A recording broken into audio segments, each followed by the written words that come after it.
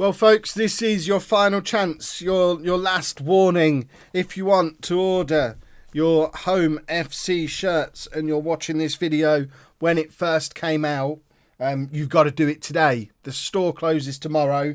I haven't yet been able to source a new supplier who can make the shirts at this quality. These are proper football shirts, personalised, name and number on the back.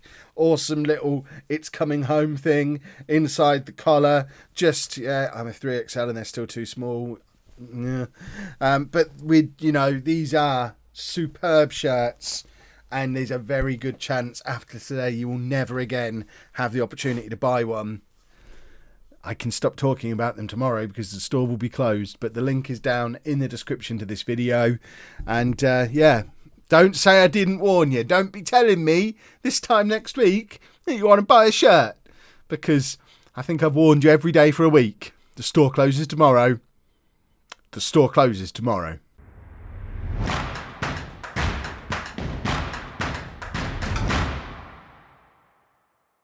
Hello and welcome to part 67 of It's Coming Home. I'm Kevin. Coming up on today's episode, we have two games in League One. We're away against Sutton. I don't understand that. That's a League One fixture, boys and girls. A League One promotion-chasing fixture.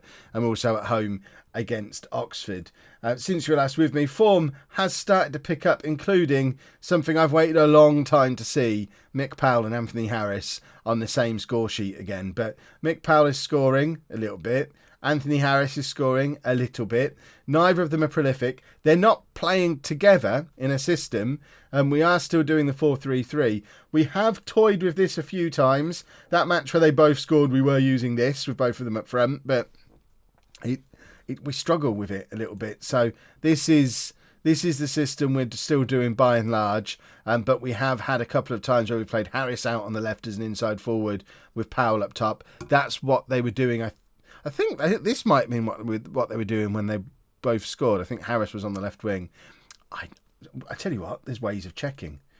Here we go. This is what happens when it takes you days to make episodes. Apologies for missing yesterday's episode, by the way. Triple substitution. That's what I do when you lot aren't watching.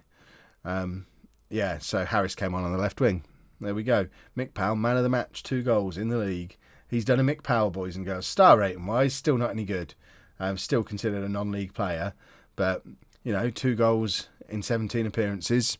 Mick Powell's, it's 2 goals from 1 start, though. So he is going to start again today. The only other league game he started this season, he scored twice. And we're hoping he continues that form today because he gets the nod once again. We've got Humphreys in goal. A back four of Paliak, Proctor, Sass Davies and Simpson with Phillips as our holding midfielder. Fernandez and Cannon in front of him. We're doing 2 ball-winning midfielders because why not? Tyler, Powell and Sinclair as our front 3. There's probably very good reasons why not to do 2 ball-winning midfielders, but I actually quite like it.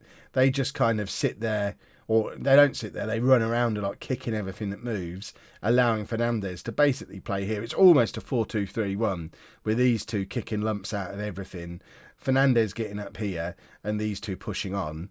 It's the closest to a 4-2-3-1 we've done without doing a 4-2-3-1. Ever, I think, this version of the 4-3-3. And as you can see from the run of form we've been on, it's got us up into the playoff positions, so it's working reasonably well as well. Let's I don't want to assertively fully expect us to win, but I do kind of expect us to win. I know we're away from home, but it's Sutton, and I don't even know what league Sutton United are in real life, but I suspect it's a similar kind of, look at that, 4th, 5th and 6th in League One is Chester, Home and Sutton. There's, as someone said in the comments the other day, I'm not the only person in this universe doing a road to glory, I don't think, because whoever's managing these 2 teams, they're at it as well. Sinclair in with the header, and it goes just wide from the Fernandez free kick. Learn your words, Kev, my word. Incidentally as well, as we're approaching the halfway point of the season, we're only 5 points off top of the league.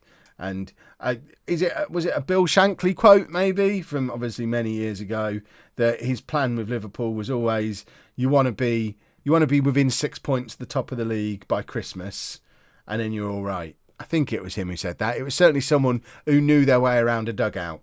6 points within top of the league by Christmas, and you're definitely in the title hunt. And we're in that situation at the moment. So apparently we're in a title hunt. Well, we're not quite at Christmas because it's still November, I think. Right, what did we do? We did assertive before. That didn't work. Let's passionately say we're the better team. Go win it. We're doing a bit of early passion in this game. I don't understand as well why the game constantly picks our third choice kit as our away kit. They are set up. If I show you, I'll try and remember to show you after the game the actual club screen. This is the third kit. And there's no reason today why we couldn't have played the away kit. But I'm struggling to think of any occasion when we've worn our away kit. If anyone ever remembers a time where we've worn the red kit, let me know. I don't know why it's doing that, why it's always picking the third kit as an away kit. I mean, really, there's no reason why we couldn't have worn our home kit today, because they're wearing yellow. And we could have worn our green slash black kit. I guess it's the black sleeves clash, maybe. I'm starting to acknowledge that the home shirt is green with black sleeves. That's as close as you're going to get to me admitting it's black. Lewis Tyler just put us 1-0 up on 68 minutes. His 8th goal of the season now. All our goals are coming from our wingers this season.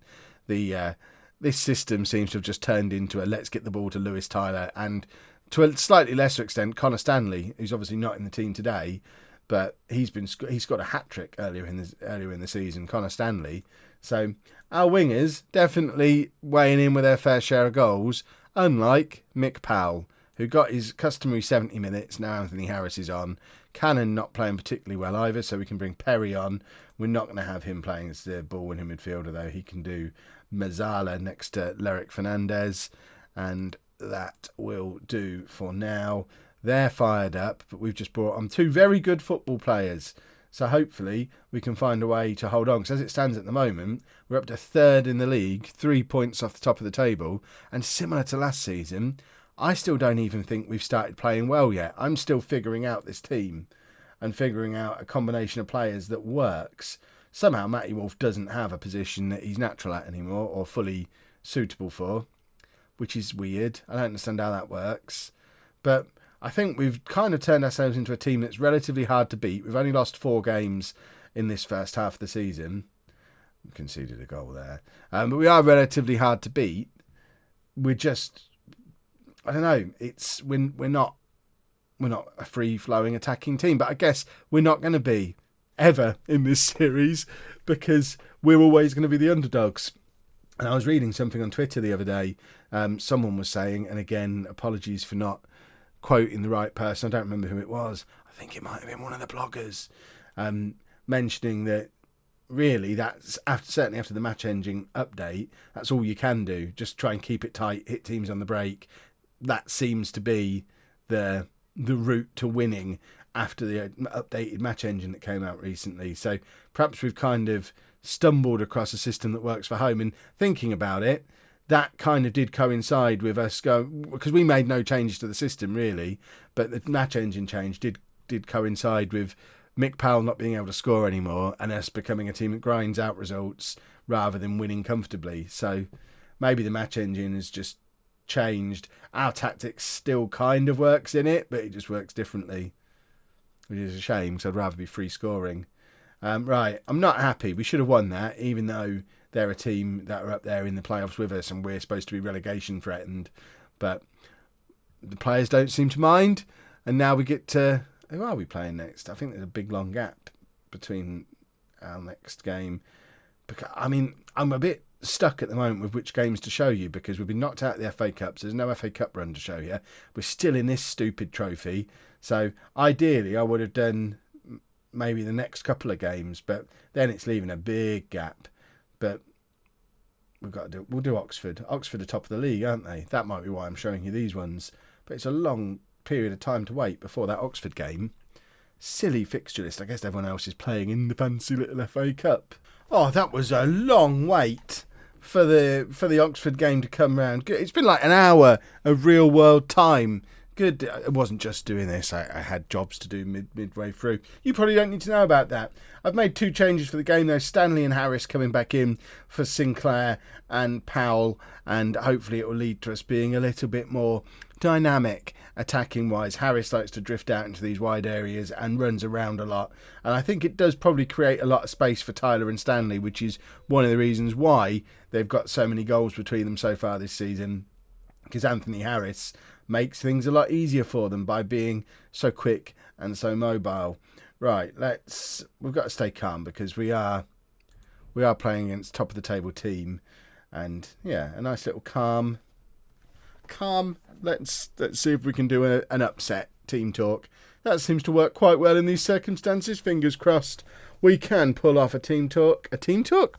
I think I've managed to pull off a team talk. Fingers crossed we can pull off an upset. Good. I mean, what is it, 2025, and I'm now crossing my fingers hoping I can do team talks.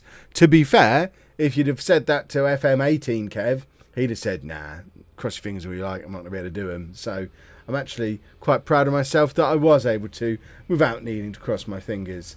This has been an uneventful first half so far, but there's Harris with the flick on, tries to find Tyler, doesn't quite get there, but we are closing them down, putting their defence under some pressure. There's Harris running around a lot again. I like it when he runs around. Cannon out to Stanley, and Stanley with the cross trying to find Harris, doesn't quite get there, and now Oxford have got the chance to break on us, but hopefully Santos has got this under control, and he does. There you go. He's not too bad playing as a no-nonsense centre-back. Stanley's done brilliantly there. Beats his man, finds Tyler. We've got men in the middle, but I think Tyler has been fouled. He has. We get a penalty, 37 minutes on the clock, and it's Anthony Harris with the chance to put us 1-0 up against top-of-the-table Oxford. Can he convert the penalty? Of course he can, because it's Anthony Harris. It's Holme 1, Oxford 0. 8th goal of the season now for Anthony Harris, which I think is the most goals he's scored in a season since he left us 5 years ago. So he's not had a spectacular season so far, but it is still only December.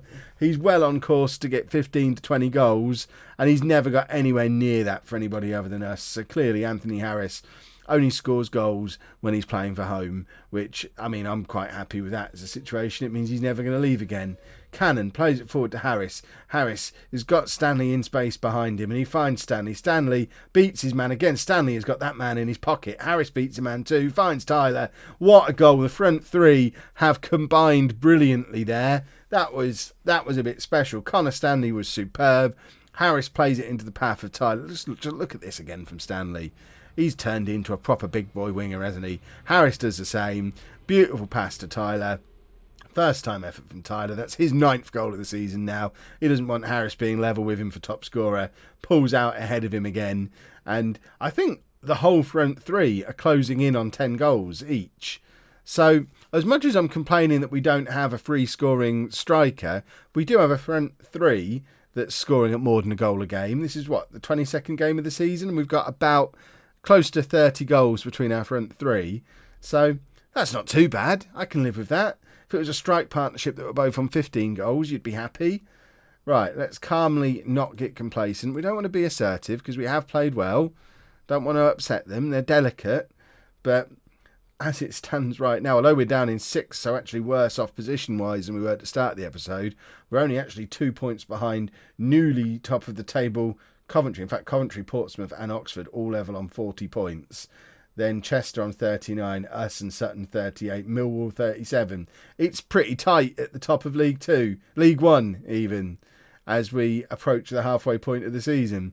Proctor plays it forward to Paliak, who is just going to stand with the ball for a little while, I think, and plays it to Tyler. Fernandez is ahead of him, but he plays it all the way across to Connor Stanley, who's got Tanner on the overlap. Tanner plays it back into Stanley. Is he going to beat that man again? Of course he is. Finds Fernandez, 3-0. Connor Stanley has been instrumental in this result. There you go, 51 minutes on, and I'm calling it a result as well. Stanley's just been brilliant today. Dropped for Sinclair in the last match, now showing that Connor Stanley he's becoming a real footballer this season. He was always dangerous, but he is starting to fulfil his potential this season. And I, for one, I'm really rather enjoying it. And it's 3-1. Let's not worry. The good thing as well, we're actually above Lerick Fernandez's parent club. I hope they've not got the option to recall him in January, because that is quickly approaching. I probably need to check that, but he's on loan from Barnsley, and we're above them in the league. So that's quite a nice situation to be in as well. I need to keep track of when his contract expires. We're obviously never going to be able to buy him back permanently, but we absolutely want to be in there taking him back when his contract expires and re-signing him permanently. Similar to Tyler as well, who's been on loan with us forever. But we need to be monitoring when his contract with Aston Villa is up, because he's never going to get in the Villa team, but he'll play for us for the next 5 years if we can keep him. Right, Cannon's going to come off for Bakinson. We don't really have anyone to bring on for Phillips, so he can stay on. The defence have just... I mean, there's nothing really positive or negative about any of them. They're all just there on a 6.8. Not had much to do. The attackers have been getting the headlines today. Just as I said, we don't do that anymore in the last match. Harris now plays Simpson in. Simpson's on the overlap, plays it back to Harris, who kind of took it out the path of Stanley. Stanley gets it eventually. Bakinson to Fernandez, looking at his second of the game. He doesn't want to be outdone by all these attacking players. I mentioned before how he gets up in behind them as part of this system. And I think, did it say it was his 5th goal of the season as well? So another one who's weighing in with his fair share of goals. Oxford have hit the post. There's still 20 minutes to go. We do need to be careful that we're not going to let them back into this game, because that would be quite upsetting if we did. Palick lies it down, heads it down to Tyler, back to Fernandez, and Palick again. And I like the way we just knock the ball around. 58% possession against the top of the table team today is a very pleasant statistic. Fernandez out to Tyler. I think Fernandez, we could probably take him off in a minute. He's on a yellow card and it always worries me a little bit. Fernandez tries to beat his man. Slide tackle comes in, but it ends up with Bakinson, who, that was poor. Really poor from Bakinson, but Santos is there to head it back. But only as far as an Oxford player. Oxford are in again. Humphreys makes the save, but we are getting a little bit sloppy. And I think we've got a few of them on a yellow card, actually. Should we take off Anthony Harris and bring on Mick Powell? When we're playing this well in the attack, it probably doesn't hurt to bring on Mick Powell to come on and see if he can do a Mick Powell and maybe grab a goal for us. He's still our team leader. He's still our club captain. So let's all stop being negative about him, because it's all you lot, not me. Honest. Let's have a goal for Mick Powell today. You haven't seen him score yet this season. It would be very pleasant if he could grab a goal. Fernandez to Bakinson. Connor Stanley's there, but in fact Fernandez was in an even better position. That was a stunning pass from Lerick Fernandez. Bakinson makes it 4-1, but we've got to look at this pass again from Fernandez. So that's Fernandez where he starts the move, finds Bakinson, gets the ball back from Bakinson, but that was ridiculous. The two of them have combined brilliantly for that goal there. They're the only two involved in it. And the pass from Fernandez was out of this world. How can we even entertain thoughts of being able to sign that man permanently? He should be playing in the Championship. Although, to be fair, he might be able to do that for us next season. Wouldn't that be a thing? Oh, at what point do we have to move out of this ground because it's not big enough? Are you allowed into the Championship with a 5,000 capacity stadium? Right, Powell is in behind. Can Mick Powell grab number 5? He can't. It's straight at the keeper, but we do have a corner, and all 5'9" of him. He's usually quite good from corners. They've left him relatively unmarked. It was aimed towards Powell, but they did come across and cover him in the end, and the corner was a little bit overhit as well. And, oh good, there's been men here. It's good timing, isn't it? Well, hopefully we can... Let's have no more highlights now. Let's wrap this up, because they're noisy, and... I don't even know if you can hear them, but I can hear them. In fact, they can probably hear me. They can hear me talking about them. Now I don't know what to do. I'm tempted to just hit pause and stop recording. I don't want to get a bang on the garage. You talking about me? No, I'm not. This is a TV show. I'm just watching. There's no one home. Don't rob me. There's no one home. The TV's just been left on, and it's a weird show where it's about someone talking about being on TV. Oh, right. If you've enjoyed that, please make sure you leave a nice big thumbs up on there for me. Do not forget to buy your shirts. It really is your last opportunity now. Shirts, shirts, shirts. Subscribe to the channel for daily Football Manager videos. And thank you very much for watching.